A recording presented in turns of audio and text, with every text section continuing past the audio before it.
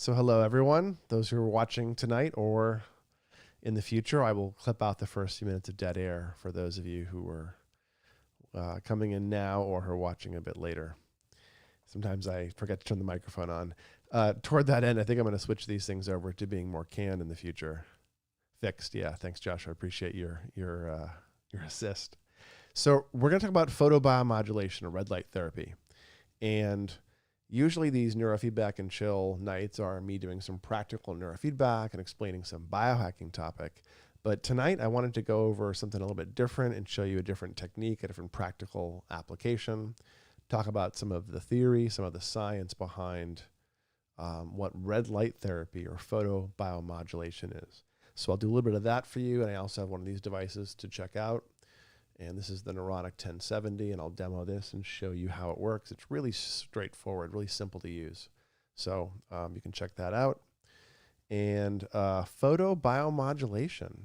Well, you all know what I'm sure what biohacking is, those of you who are watching this video. And if not, you can read my articles, you can watch other videos.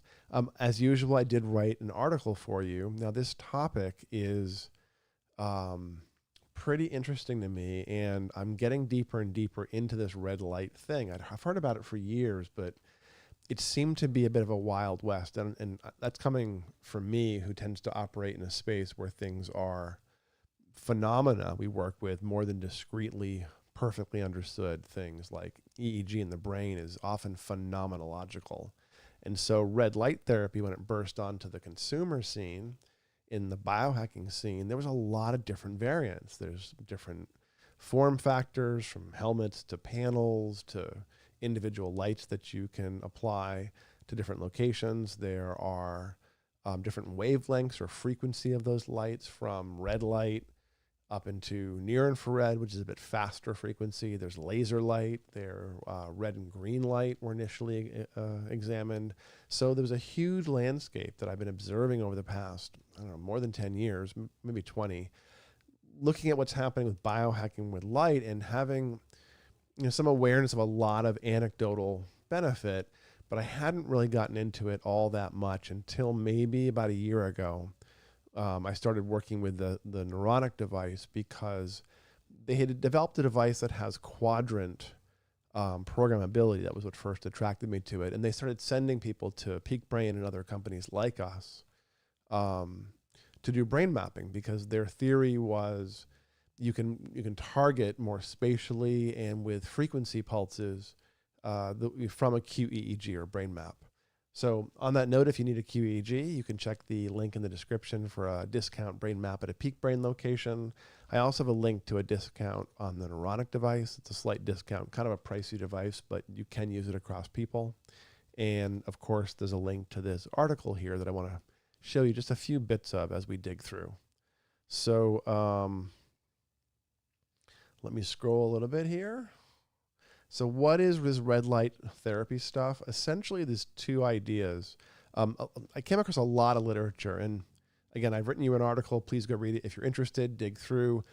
But I sort of realized as I was figuring out the landscape of what I wanted to talk about, that there's a lot out there that's really gotten much more deep in terms of different use cases, different mechanisms. So I really do think it deserves a bit more of a review article style. So I'll do a second one of these at some point. But for today, I really wanted to go over a few of the big points that I take away when using photobiomodulation, and also when thinking about how to use it and when it might make sense. So red light therapy often is now in two frequency ranges, either 600 up to 800. There's a couple different ranges within that are used. And then we have ranges from 800 or so up to maybe 1070, 1080, even 1100 in some of the studies, 1200. There seems to be different characteristics, different physiological or physiologically modulatory effects coming from different frequencies of light. And there's a couple different reasons. One of them is penetrance, or how deep into the body the light gets. And there's some studies showing that when you're below 800 or even below 600, a lot of the green lights and red light combinations were initially used, or bright lights. below about 600, there's a lot of papers, well, there's a couple of good papers showing that you essentially can't get the penetrance into the brain, so you're unlikely to have any utility for things like dementias or other brain-based phenomena, concussions and brain inflammation type phenomena, low-key neuroinflammation phenomena like post-viral fatigue, for instance. These are what red light therapy in the brain are often used for. But the red light therapy in the 600 to 800 seems to have a different penetration depth and seems to target mitochondria differently. So 600 to 800 or so is really tapping into activating cytochrome C oxidase. So we get this mitochondrial energy boost in one sort of mechanism. And then up around 800 to maybe 1200 even, and there's some confusion or there's some disagreement about where the effects may fall off, but it's definitely up at least above where this slide here says at that level or above. So 800 or so up to around 1070, 1080, 1090 will instead create a different effect in cyclic AMP, kind of goosing energy and affecting, so there's a bunch of effects beyond just mitochondria. You'll see effects where it seems to promote tissue repair, seems to promote angiogenesis or improve blood flow through areas. There seems to be drops of inflammation, drops of pain, but a lot of that effect, that's sort of classic red light therapy effect for healing tissue, is relatively surface level penetrance. It's in the 600 to 800, and it seems to not get that deep still. And then as we get up into 800, we cross that threshold into near infrared, where suddenly we can get past the tissue a lot better in the infrared. It's not absorbing as much heat, basically, and or reflecting it. And we end up with penetrance deeper into the brain is the idea. So there's not a lot of research on how well these things penetrate, but there's some, and it's somewhat convincing. So the general rule when thinking of frequencies, the slower frequencies or lower frequencies of light, the color, the bandwidth of light measured in nanometers, NM, seem to be more about skin and anti-aging and maybe tissue repair, that kind of stuff, healing, generally perhaps. And I think that's a lot of the panels you hang on the walls, the small panels you get, those will generally be in like the 600 or to 800 range. And sometimes you'll get hair treatment products in that range as well. I have not used 600 to 800 on my bald head, so maybe it works. I don't know. But the faster frequencies seem to be getting more deep, and those are the ones that the brain-based photobiomodulation devices seem to be targeting, these faster, if you will, nanometer, which moves into the near infrared range. So I don't have a huge amount that I want to dig in terms of lecture material. Of course, happy to answer any questions you have about this stuff as we go through it. Oh, hey, Radar. Thanks for joining us. Appreciate your participation in the live stream. So what's happening really is that the photons or light energy is hitting this enzyme, and that triggers the release, the increase of energy phenomena like ATP. So remember your high school, what was high school for most of you? High school biology, we have adenosine diphosphate, that's then you shove another phosphorus on there, you get adenosine triphosphate. It's like a coiled spring of energy, and that is our sort of storage material for complex energy, and then we release that and burn fuel or end up with that as a fuel source. Excuse me. We also have nitric oxide release during photobiomodulation, and there seems to be a pretty broad impact of secondary cellular signaling that are not well understood. That you see changes in circulatory markers for cellular communication. And also, we know that mitochondria have this ability to communicate. I did a panel a few years ago, the Interprofessional Summit in Pasadena, and my two panel mates, my two sort of co-lecture mates were Dr. Andrew Huberman, who is a great biohacker we all may know, and then Dr., I think his first name is Martin Picard, And Dr. Picard had this really amazing set of slides showing that mitochondria are communicating in groups. And essentially, mitochondria across cells will develop this pattern of their energy and other internal organs, and the patterns will actually cross into other cells, suggesting that the mitochondria can organize essentially across tissues. And I saw a somewhat out there article that I read a few days ago just describing the idea that maybe all we are is a survival strategy for the mitochondria. It's a bigger deal perhaps than just them being co-opted organisms. Perhaps they're in charge because everything that is about energy and life seems to be driven by mitochondria. So mitochondria are hugely impactful, and this little review doesn't do them justice. But essentially, you goose their activity in a couple different ways through photobiomodulation. So here we go, multiple molecular pathways. We also get some change in cellular calcium, change in ion channels. As you get up into the faster frequencies, the near infrareds, the 1070 nanometers, and so that's where you're getting the ion exchange, the ion and the electron chain changes from the red light, and lower frequencies are really affecting the sort of energy production of the mitochondria directly in the cytochrome oxidase enzyme.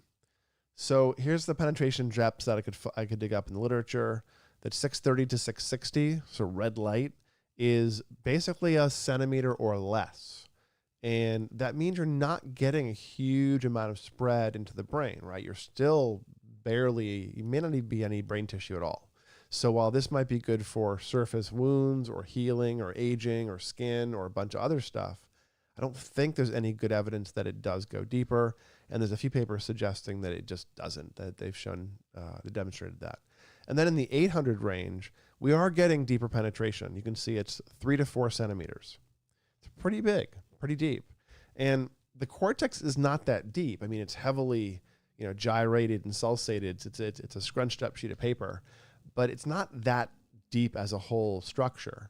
And so if you get 3 to 4 centimeters in with near infrared and a little bit deeper and broader with higher ranges, higher nanometer ranges, I think that's sufficient for brain penetration. I know there's some question about that, but I think the question is because people are looking at the papers in the 600 ranges that do show there's very little penetrance once you get absorption through the head. There's very little penetrance in the 600 range. So I wouldn't worry about using 600 and change on the brain, although again, it may work on the scalp for hair, because I've heard anecdotally people buying random red light therapy helmets off of random websites, and then their hair starts to grow back. And I'm pretty sure they're using the cheap red light therapy frequencies for that. And this is a few years ago. So here's the studies that do look at penetration depth. You can go dig those up yourself. Here's some things we tend to see: improved memory and recall, improved focus and attention, clarity. People feel a little smoother. There does seem to be a recovery both in physical and in sort of academic learning and studying. There's like a recovery phenomena that seems to be boosted with red light therapy. It's kind of interesting. We also have studies across different things, across cardiac surgery, across general aging. There's athletic recovery. There's interesting studies that do sort of show up. I need to do a much more deep literature review, because since we are in this sort of nascent field, we don't want to just look at a bunch of studies and assume we know what that means, right? There's a lot of analysis, because they're going to define things differently, different methodology, quite a lot, even worse than the neurofeedback landscape. Just as an aside, you guys may have seen, those of you who are into neurofeedback, may have seen that paper that came out recently. It was a review article, metadata, suggesting that neurofeedback was not efficacious for ADHD. The problem is that no paper does neurofeedback the way that we do it in the clinics, where it's iterative and it is matched to the QEEG and then iterates from there. So I really want somebody, just randomly, if you're watching this video, let's find a way to do a study that actually matches the techniques we use in an iterative, individually matched way, because we can do double-blind neurofeedback, but we can't necessarily do group level individualization in a way that makes sense, because double-blind neurofeedback is about, neurofeedback in itself generally is about adjusting to the report from the client and getting that steering of their actual experience. So that blinded would just be very frustrating, because he wouldn't be getting effects essentially. So you wouldn't know it was blind, but you'd be having a certain chunk of your population that would suddenly stop getting effects or wouldn't get effects. And that's kind of weird in neurofeedback, to not get effects. It almost always happens. So, all right, there's my little aside for neurofeedback, because we are calling this our neurofeedback and chill. So these other phenomena seem to be about blood flow and energy metabolism, creating general neurological health, better neural health. And we know that neurovascular coupling is involved with several diseases of aging, diseases of cognition or mental illness. And there seems to be a metabolic component to a lot of things in the post-viral landscape or post-concussion landscape. So what I use, to cut to the sort of endpoint a little bit, when I use some photobiomodulation, often in combination with neurofeedback, what I'm doing is using it to boost the metabolism or calm something that's overactive before then doing EEG training typically, which is not exactly how people who use it standalone are using it. So I use it very akin to how I might use HEG, where you prime a system, train a system, and then depending on what you're doing, you may do some recovery with PBM, which you wouldn't do with HEG because it'd be too taxing. But the photobiomodulation is simply an outside-in, exogenous stimulation with light. So it's not a training process. You can overdo it. And some people are very sensitive, and you have to watch for side effects when doing photobiomodulation. I would say more than with neurofeedback, because neurofeedback stuff's pretty subtle. You get side effects, but then you adjust and they go away, as you change. Photobiomodulation, it's a fatigue event. So if you do too much red light therapy, you start getting stuffy and headachy. Here, I have a list of side effects to watch out for. Let me bring those up. I think I've covered most of the, where is it? Mm-hmm. Here we go. So, fatigue that, the first category here is common adjustment, which is stuff you might expect to happen when doing some photobiomodulation, and it's not a big deal. It might even expect it the way you do a little bit of neurofeedback. You might feel tired briefly after, then good later on. That's a good effect. That's not overtraining. And for photobiomodulation, desired almost or expected effects are being a little tired, then it wears off. Or your sleep's a bit different, and then it's okay a couple days later.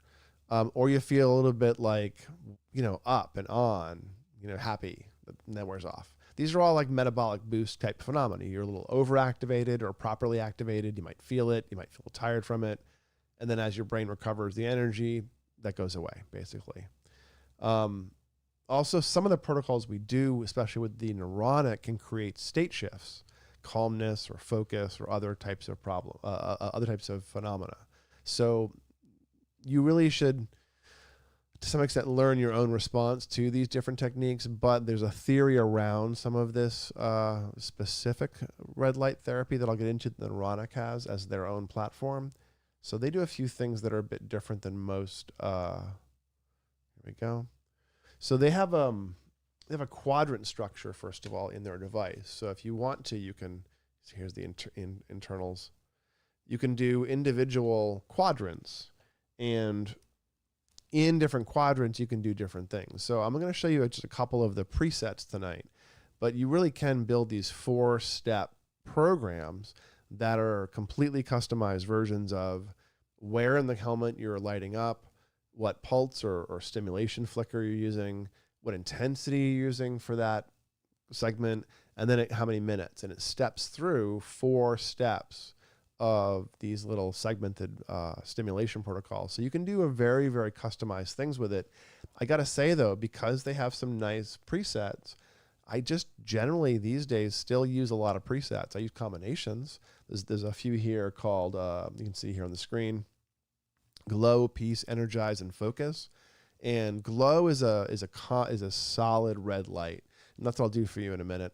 Doesn't do much beyond just light up your brain with red light, and it doesn't create a huge impact for many people, but some really enjoy it. Some feel relaxed or focused or calm when they do the glow, and so glow is also, I think, the least taxing, and I often start there. I'll have people do, for a new protocol, for starting off with photobiomodulation in the brain, what I might recommend, and again, let me stop for a second. YouTube, just for the sake of the YouTube algorithm, this is not medical advice for you to do, but in general, the way I see photobiomodulation being used and the way that I use it in my peak brain programs is initially I'll have people do 3 days in a row of using glow for 10 minutes. And it doesn't feel like that much, or it might. If you really need it, if it's really beneficial, you might feel calm, you might feel focused. But it's a pretty low-key kind of thing to do. And then take a couple days off, and then try 5 days in a row of the same thing. And if you can tolerate that without getting overtraining or over taxed by it, well then great. Then you're pretty safe to start pushing and trying lots of different things without thinking you're going to have an over response or be really fatigued by doing one of these protocols. And so all glow does, again, is just solid red light. We also have peace, which is essentially an alpha stimulation, a 10 hertz stimulation. There's a typo. I think I already fixed this, but I don't want to refresh and lose my place. It's 9 minutes for peace. One of my coaching clients pointed that out today, and I fixed it, but I think I didn't reload. Peace is 9 minutes of 10 hertz. So it's flashing in the 10 hertz range. And it's getting like an alpha effect, one would assume. There is some evidence that light stimulation can create an entrainment effect in neurons. It's not super strong effect, but it is there in the literature. There's no effect that auditory entrainment creates any change in the brain. So binaural beats and that sort of category are not things that I have a lot of use for, and don't think you should either. But the light stimulation, I think that does create some effect. We know in animal models that the 40 hertz range does create effect, but I think we know in humans even the 40 hertz range creates an amyloid clearing effect as well. So you can see that one of the protocols, which is focus, is 6 minutes of 40 hertz of gamma, essentially stimulation. And there is literature showing clearing of plaques and tangles and other kinds of damage in that 40 hertz range. We also have energize, which I think they used to call balance. I think if you have an older device, it was called balance. But energize is a very short beta, and it's energizing. So these work pretty well in combination. After you do a couple of weeks like I described, then you can train perhaps twice a day, 3 to 5 days a week. At that point, twice a day is fine. Often I recommend a priming protocol before some other intervention, and then a recovery protocol end of the day or after a taxing intervention perhaps. So, decent device to use. They're a little pricey. Again, they're about $3,400 list. I did embed a coupon a couple places here in the description as well as in this article with $100 off. So if you grab one of those, go for it. The brain mapping link's also in there for Peak Brain. So if you're near one of our offices, or if you do a full program, which we can do fully remotely, you get a nice break on the cost of a brain map. So the Biohacker Special is $250 unlimited for 1 year in any of our offices, which are New York City, LA, Orange County, and St. Louis. So if you're near one of those cities or have reason to go there, we have the world's best deal on brain mapping for you, because I'll teach you to read your maps and do a couple consults with you, and then you can gather as much data within reason as you need. But tracking and planning for something like this is really the goal of providing that kind of access. So you can dial in, biohack, be it photobiomodulation or nootropics or meditation or neurofeedback or whatever. I really think that most of us should learn to read our own brain maps the same way we should read our triglyceride panel, lipid panels, and look at triglycerides and other, lipid species. We should know how these things work so we can take control, have the agency of knowing this stuff. And I'll tell you, if I show you how your brain works and you have lots of suffering, let's say anxiety and trauma and ADHD and sleep issues and whatever, it doesn't instantly change your suffering to see that stuff, but it does instantly make it harder to be overwhelmed, to be as ashamed or as guilty or frustrated by it all. So look at your brain. That's my advice that I would say. All of this biohacking stuff for me anyway starts and ends with that, with knowing and understanding what your brain is doing, and then you'll know how to apply support, pressure, change to get stuff you want. And again, for some goals, things like photobiomodulation really do make a large impact. I use tools in combination often with neurofeedback, but I find that this one tends to goose the effect of neurofeedback the same way that things like HEG or hyperbaric dives can. So that combination seems to be providing a metabolic support that allows the brain to change much faster. I don't know if it's the same magnitude as we get when you add HEG or HBOT, both of which I think if there's a need for those things, meaning if there's significant migraine, concussion, brain fog, etc., adding HBOT or adding HEG to EEG neurofeedback seems to about double the impact. Makes it stick much faster, you get much more change, and this can really matter in like a concussion population when the brain is really, really struggling, and you may end up taking a longer time unless you really bring all the tools to bear. And things that support metabolism can really, really help people make progressive change, not just be palliative, so to speak, with neurofeedback. So that's how I use photobiomodulation most. Clients with concussion, clients with brain fog, clients who've had sleep issues, clients who've had COVID or post-viral fatigue phenomena, clients have had big mold exposures and don't have sources anymore, or Lyme without any active infections. A note on that: if you're doing work with people or yourself, and you have a lot of stuff going on in your metabolism, a lot of Lyme, a lot of co-infections, a lot of wear and tear, a lot of deep fatigue because of illness, I encourage you to be gentle with your interventions and with yourself, and to move really, really slowly, because the brain's darn plastic and can handle a lot. But if the metabolism is creaky and stuck and inflamed, and the whole system is on hair trigger and feels insulted and assaulted by experience and fatigue and whatever else, then it can be really easy to push a system too hard and have adverse experiences with any form of biohacking that affects the brain. And so the time to do really aggressive biohacking on your brain is not when you're getting over a major infection, let's say from, a co-infection with Lyme or something, but it might be, a few weeks after you recover from your concussion or your, the acute event, or the, after a big illness or something. That's when you want to do stuff, not when you're in the throes of the active event generally. At least the brain at least the interventions that are designed to make change to the brain, those should be really carefully applied when the brain's more stable and has resources. You may want to do certain biohacking if your brain is experiencing major phenomena like illness, but those I would say are case by case, targeting what it is that's happening. So why don't I switch gears for a second and do a short, here, I'll bring up the side effects list. So these things don't usually happen, but they can. And if these things happen and you're doing a session of photobiomodulation, you should stop. And if they show up within a couple hours after you're done, that's relevant, and pay attention to it. All right, so I showed you a little bit about the little headset here. This is the Neuronic 1070, little brand there. And I like this one because it has those quadrants.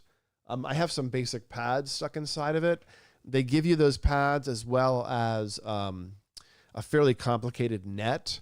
And that's really only if you have a tiny little head, and I don't. So I just use some pads and it fits great, you'll see. And then the other half of it is this little box, which is the control system, fairly heavy. Let me turn it on. There's a little power button right there. And you can see it's, I don't know if it'll get in, there it is. It takes a couple seconds. And then we have our presets. So you can see we have a preset for each of those four things I showed you. And you can also go into clinical protocols or custom protocols where you can change what you're doing and create those presets. So it's a touch sensitive screen. So I'm just going to tap glow, and now it changed to show 10 minutes. And on the right hand side, the intensity bars, those show all 4 of the bars are filled. And that means we're at full intensity, 100%. It's a 25% scale. And pulse rate has a little dash next to it because there's no pulse. It's just a solid glow. And it's really fairly straightforward. I mean, the device has a trailing cable that plugs into that box, and then another power cable goes out into a power brick like a laptop would use. And there it is. There's my stylish, not quite a bike helmet that I'm using. And so I don't know what my ambient light will do in terms of visibility, but I'm just going to hit start on this panel, and it's counting down, 3, 2, 1, go. Okay, so it's counting down now. It's got a 10-minute timer, and it will stop itself when it's ready. But what I don't know is if you can see the red light, because let's see, I'll take it off for a second. So there we go. So you get some red light happening. Proof there's red light. And it doesn't feel like anything. I've had some people remark that it feels warm. I've noticed it warming up once or twice, but generally, I don't know if it's because there's a little bit of an air gap and I have no hair. I haven't noticed it to be especially warm. Mostly on myself, I've done glow and I've tried focus, and they feel different, but I'm not 100% sure I could tell you what it feels like. So beyond a little bit warm, perhaps, at times. So here are the things to watch out for. If these things happen, stop the technique. Dizziness, headache, fatigue, getting irritable, feeling angry or agitated, and feeling congested, feeling like a cold is coming on. That can be a sign of, I think, too much sort of metabolic movement.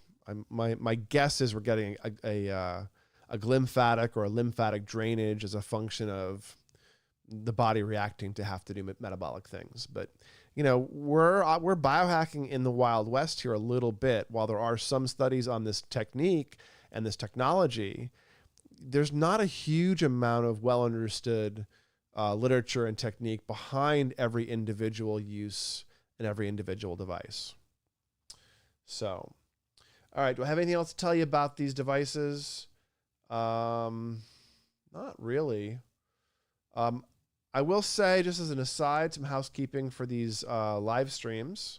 Oh, here, but let me back up. I will say one more thing. This is an example of a QEEG, and this is a pretty classic. There's alpha and beta that are pretty high, pretty excessive, up in the 2.5 or 3 standard deviations or more. This person had a lot of front midline excess. This is somebody here for whom alpha, or rather peace protocol might make some sense, because that 10 hertz is probably going to break up that beta. That's often how I think about this. I don't do like hotspotology when it comes to neurofeedback. Like, you might not necessarily train down all the frequencies you're looking at here on this map in an EEG landscape, because the brain's not linear. But the idea here is that with the photobiomodulation, I think you can get a little more linear and use alpha to break up beta or to bring up low alpha power, that kind of stuff.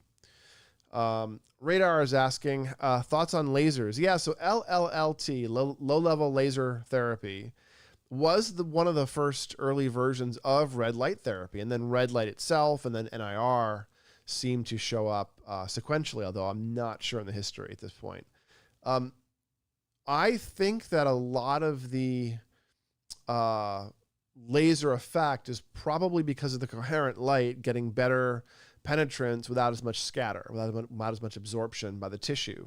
And so my guess is we're getting, and I saw some papers on this that I read through, I think we're getting equivalent effects in the near infrared and the laser light, essentially, because of the change in penetration. That laser light penetrates better than non-laser red light, basically. So, couple things on housekeeping for this live stream as we reach the end of 2024. I think I'm going to change formats, and I mentioned this a couple of weeks ago, But I think I'm going to shift to a news format and do a short news show every week. And I was wondering if you guys want it to remain live or to have a live stream format, or if you wanted me to do a 15-minute, hot take on the news and publish the links to the articles and a little newsletter that you can quickly consume as well. Because that might be a better format, is just to do a 15-minute hot take or a reaction to the news or summary, instead of like an active discussion, unless everyone wants to do a brown bag format and read the articles and talk about them. So I don't know if you still want a live stream format. I might do a live stream. I was thinking maybe once a month or something, and then otherwise do canned stuff and drop those a bit more often, because shorter canned things that I can dump into production hopper will create a lot more content, is the idea. So you guys can let me know what you think, if I should still do a live stream, if you would prefer to have useful news items of the week and biohacking and neuroscience summarized for you in a newsletter and a shorter format YouTube that you can watch. Rader's asking another question. Can PBM be used to induce a change and then neurofeedback used to make the change more permanent? I don't know if photobiomodulation induces a change that is longer lasting. I do think that photobiomodulation brings up the energy, and then neurofeedback shapes the change and uses the energy that you brought up. I think it's a pretty reliable impact. Again, akin to how you might use HEG, PIR, passive HEG, or HBOT. You're not really doing focal work. You're kind of doing gross metabolic support, and then the EEG lands a lot more smoothly and specifically and more powerfully because the brain is feeding more often, is my thought. So my hunch is that with the combination, you can use the photobiomodulation to lubricate and feed the processes in the brain, and then you can use the neurofeedback to shape the direction of change. I believe that's the sort of theory. So I said it wasn't warm, but it definitely is getting warm. Is it just me, or is it? Oh yeah, it's actually kind of warm. Yeah. So maybe it's warm in my house. I haven't noticed that in the past. Am I feeling something? I don't know. I've used this probably about a dozen times. I did the first 3 days and then 5 days in a row. And of those first 8 sessions, 2 or 3 of them, earlier on especially, I got a little bit of a initial calming and then a little bit of like rebound energy a couple hours later maybe. I probably noticed it after the effect, and it didn't wear off right away, that I felt this calming and a tiny bit of a shift. And then a couple hours after that, I stopped noticing the effect, but I noticed that my mood and energy were really good. So I, became less acute, but maybe more broad. I would say that based on how I'm feeling now, I actually feel a tiny bit tired right now and a little more calm probably than when I started. And I think it's slowing down my speed of processing a tiny bit. And it's not because I have better inhibition. It's because my mind's running a little slower, I believe, as an energy thing. So I feel a tiny bit tonight like I'm being a little bit tired out or depleted by it, which I have felt before a couple of times that I've done it, but I don't usually do it late at night. I've done it before neurofeedback a few times. I've done it before yoga once or twice to check out how that felt.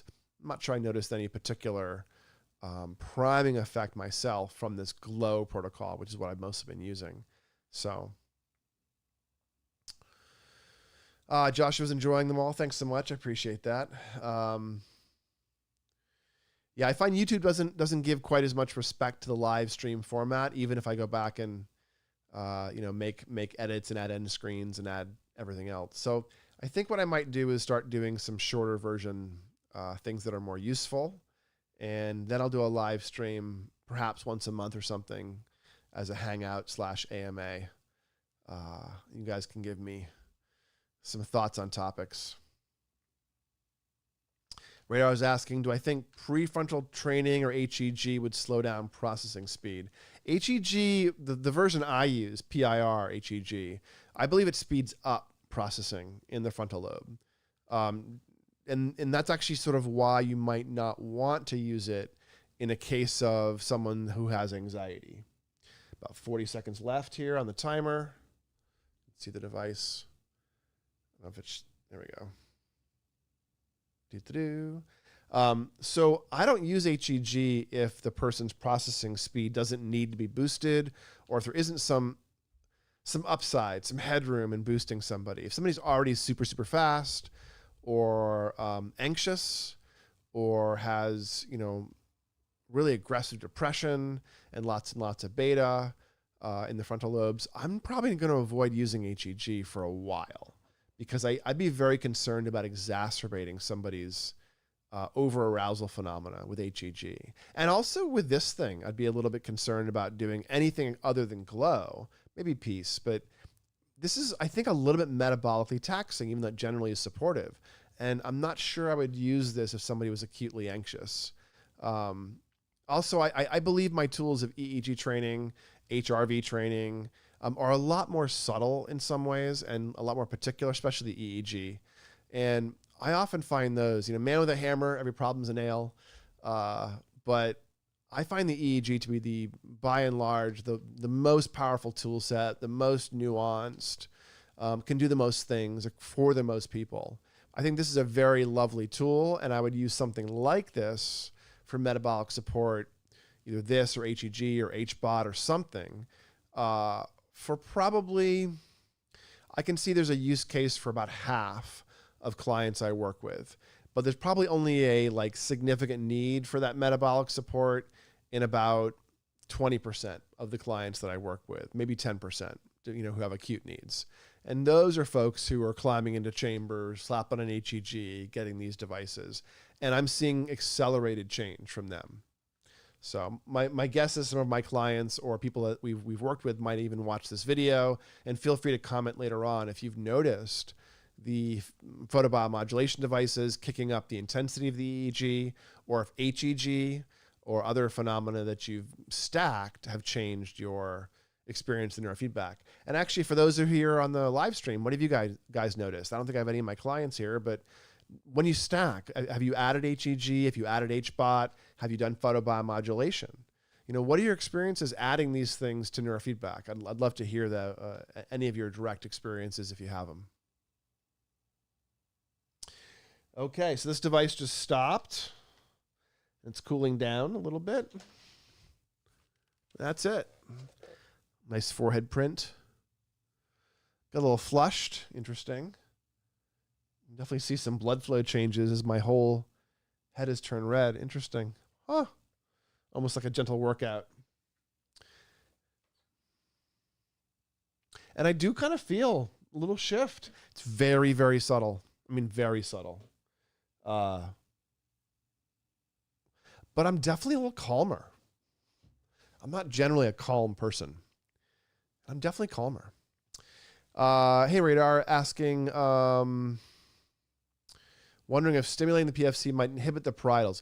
Yes, but generally you don't want to stimulate the PFC to inhibit the brain unless the PFC has extra theta, sometimes extra alpha.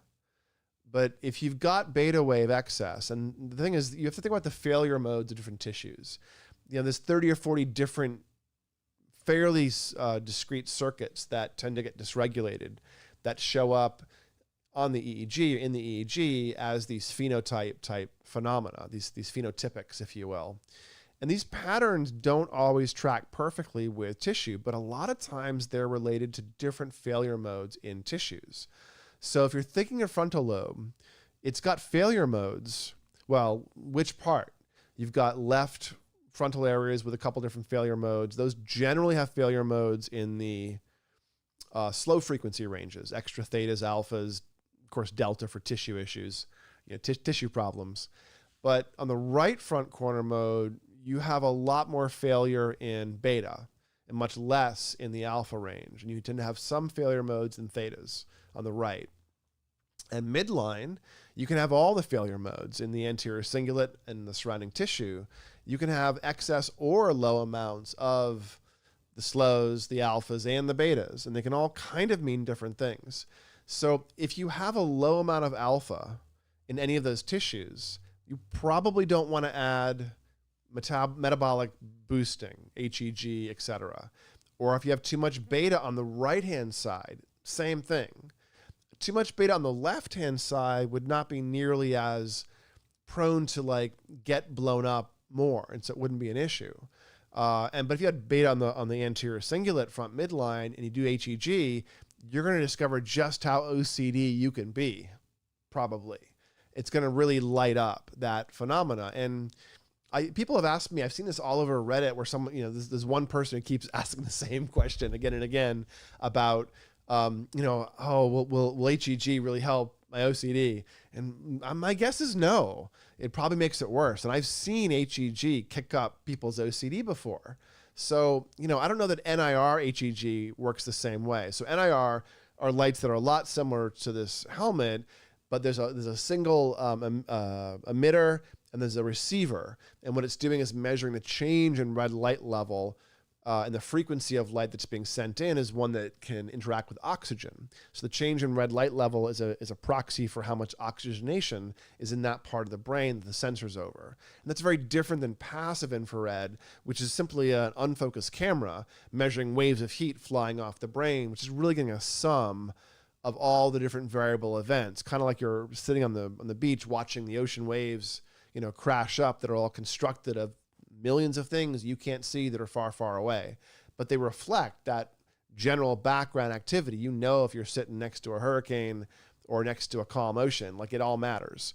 And so HEG of the passive variety is doing biofeedback on that gross summed metabolic signal of heat, where NIR HEG biofeedback is doing a more focal, more narrow, and I believe it's probably doing a mild stimulation with a sort of proxy on the oxygenation level instead of the metabolic level, a little bit specific.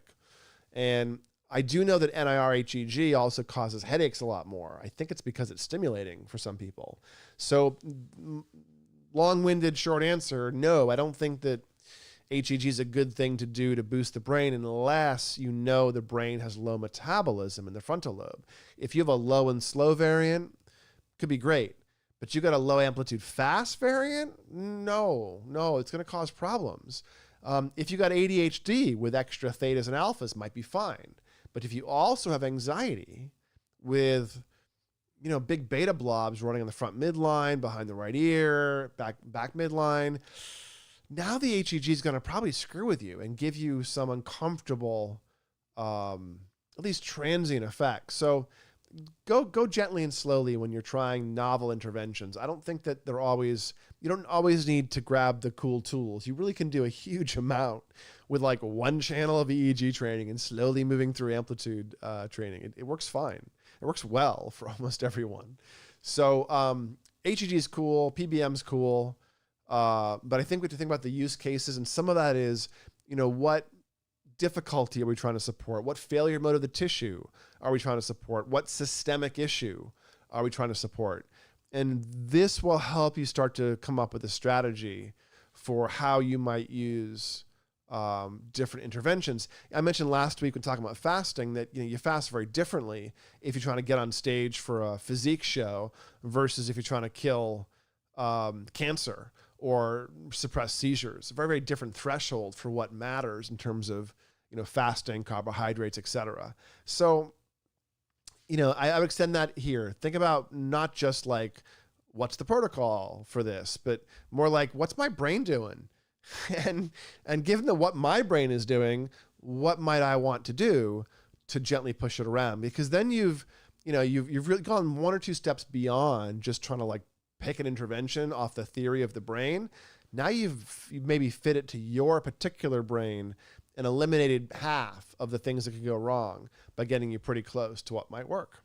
So, as always, I'm hot on the QEEGs and the EEG, of course. I always skip over that part because I consider that EEG is a core part of doing a QEEG. You always look at the raw.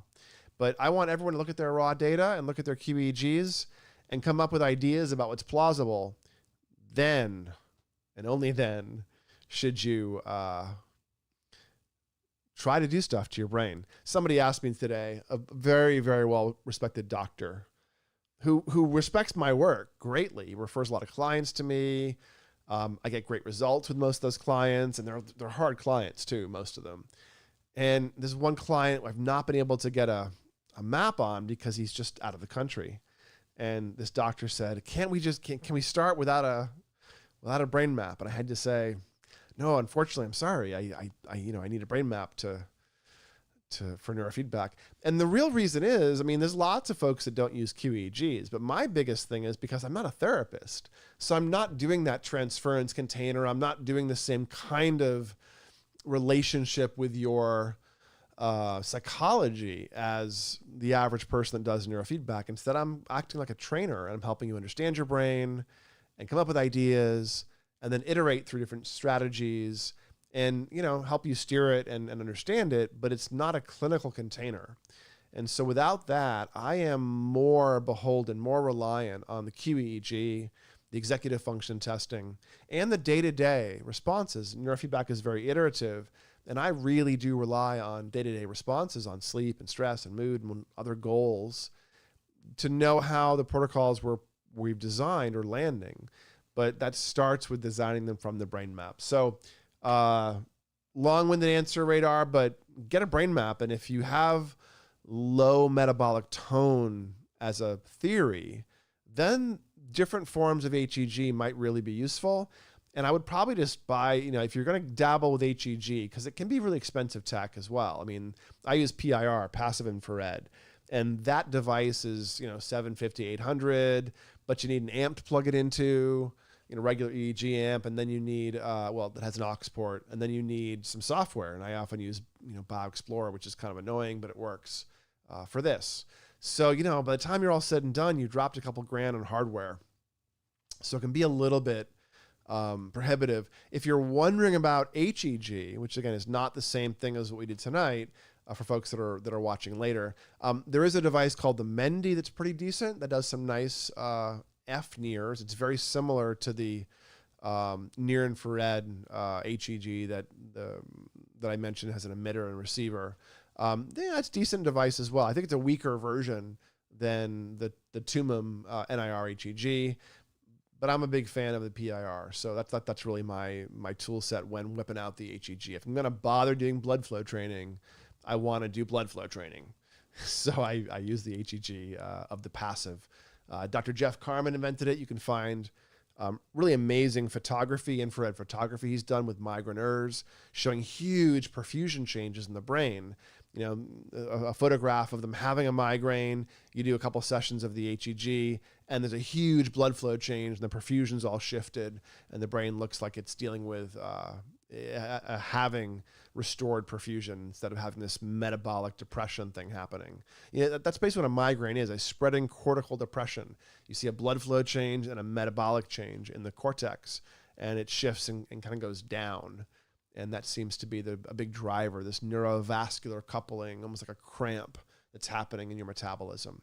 And this is why PIR HEG works so powerfully for eliminating the severity and later on the incidence of classic migraines. Migraines with aura, especially neurological, sparkly lights and things like that, respond so well to PIR HEG because you're just getting a metabolic pump. You're doing a vascular pump of the brain. And if you keep doing it over time, you end up with this stability, so the blood flow doesn't, the heat on the screen doesn't go up and down. It becomes much more stable. And that's literally a sign of your brain being able to regulate its metabolic tone more evenly. So a little aside, but we are talking about light and heat, I guess, tonight. So that's HEG. Radar's asking, I'd like to get a device for PBM on the brain, but not sure if it's worth $3,000. Yeah. Was thinking about just getting a small device or laser to point at specific sites. What I would say, Radar, is I don't know that it's worth buying a cheaper device for the brain.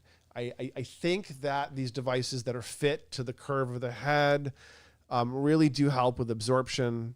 I think devices up in the 1070, 1080 nanometer range really do help with getting the light into the brain. I think there's lots of reasons you might want to use red light, and a panel might be useful for general body rejuvenation, anti-inflammatory, anti-aging, healing, all kinds of interesting things. Mitochondria in the body too. And there may be some follow-on effect in the brain. Generally, when you heal or exercise the body, the brain will react in a very similar way. Weightlifting helps the brain, literally. So, you may be able to get away with a $500, $600, $800 panel you hang on the back of your door that does 8, 10 nanometers, knowing that you're going to get some penetrance into the tissue. So, but I've seen some studies by competing manufacturers showing that if you move the red light away from the head or change the angle, there's a huge drop-off of absorption and penetrance, and it basically goes away. So I think that a device that is, catching the light, enclosing it, and somewhat form-fitting is ideal. Does that mean you can't find some random flexible panel out there and slap it on your head? No, probably you can. But I don't know of any good devices like that, unfortunately. I've looked. I'm looking for devices in that range, but I haven't found anything like that. So Joshua was asking or commenting, he likes mixing modalities. Yep. He has an HBOT system in his house. Ooh, you can get 2 pressures at your home. Ooh, isn't that fancy? That's amazing. Yeah, I'm a big fan of using 2 atmospheres, Joshua. Now, you may have a different view on this, but I tell everyone to only dive last. When mixing modalities, I don't like to have people ever do HBOT before neurofeedback in the same day. And I've kind of extended that to other interventions, suggesting you do HBOT last. And people always ask why. Here's the answers. I would have you do HBOT after neurofeedback for 2 real reasons. One, HBOT hyper-normalizes the brain. If you have tons of delta excess, theta excess, your alpha slow, and you climb into a chamber, for a couple of hours afterwards, several hours, you don't see any excess brainwaves. All those slow brainwaves that were excessive, the brain fog is reduced dramatically on a QEEG.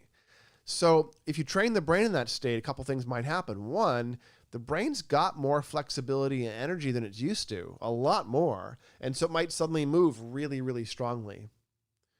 2, if you're training in a technique that requires you to sort of see the outlier, Z-score training or something else, you might not see the outlier you're trying to train. So you can both get underreaction from neurofeedback and dramatic overreaction. I've seen this, dramatic overreaction, where somebody with a brain injury has a very strong change in what you're training that's positive, but then it exhausts and cramps up in a place it's just not used to being. So I would really avoid using HBOT before a session, at least that's my sort of rule of thumb. I'd be curious if you restrict that way, Joshua, if you find that necessary, or if something you're doing maybe allows you to do it differently. Yeah, and neurofeedback can stand on its own, but I really do agree that it's useful to mix. I also think it's useful not to think about neurofeedback as always necessary. I have clients using just photobiomodulation. They get brain maps and do a few months of PBM and more brain maps, and there's changes building up. So, you can do stuff there, or brain mapping and go meditate, fix your sleep, fix your nootropics, fix your diet, come back and map some more. So I'm a big fan of mixing modalities. There's research on human transformation from the 70s and 80s showing that if you add modalities, it gets harder and harder in terms of compliance. If you try to do too much at once, no one's successful at anything. But if you add modalities, there seems to be a sweet spot where 2 modalities of transformation make it 3 times as likely or 4 times as likely as 1 modality. But 3 modalities, 3 things you're doing to transform, it creates this discontinuous likelihood of transformation where you're gonna transform, probably. So I like to think about picking 3 really core things that I'm working on with somebody for their interventions. And those can be goals in the brain, those can be behavioral things that are evidence of change, or that they're trying to work on to create change, like sleep hacking or substance abuse or whatever. But 3 big areas of regulatory change I think are worth leaning into. And that can mean that you're trying to meditate, do your yoga and your neurofeedback, or it might be you're doing your neurofeedback and your PBM and dropping all the sugar out of your diet, or you're going to bed super early, you're doing yoga in the morning and doing neurofeedback. So I like stacking a few things at once and building a strategy, and then having folks move through that over a few months to create really, really good change across different modalities. You do restrict to HBOT that way, Joshua. Thanks for confirming. When using special neurofeedback that are not amplitude training, like infraslow, it does work best after HBOT, but that's a weird exception. Yeah, well, that's a hugely metabolic-focused training, right? Infraslow, infralow, they're really working on brainstem to some extent, on the cortical potentials. I would imagine the SCP, slow cortical potential training, a la Biohacking, I would assume that would also benefit from boosting the system a little bit too. But it's good to know that ISF at least tolerates doing HBOT before. I don't do any infraslow, infralow stuff, but that's really useful to know. So thank you. All right, folks, we're coming up on a little over an hour now, an hour with audio at least. And I will edit the first 5 minutes, which will kill some of our comments in the replay, but that's okay. And please feel free to subscribe and like the video if you haven't yet. Go ahead and leave a comment somewhere in the channel if you'd be so kind. That helps the YouTube algorithm notice us. And I think that I'll do another one of these, either live stream or start dropping short canned videos weekly for news updates, the 5 items that I found interesting in biohacking and neuroscience or something. I'll start doing those that first weekend in January, probably the 5th, probably like a Sunday morning drop, even though it's not the most attended YouTube time, just because I think people might enjoy watching 15 minutes of news over their Sunday morning coffee. So if you guys have things you want to know about the brain, please get in touch. If there's ways I can support you individually, come book a call or come to the Peak Brain website and see if we can support you. But otherwise, folks, have a good rest of your year. Or if you're watching this later, hope you're having a good year. And I'll talk to every one of you that I can soon. And take care of those brains. And take care. Bye-bye.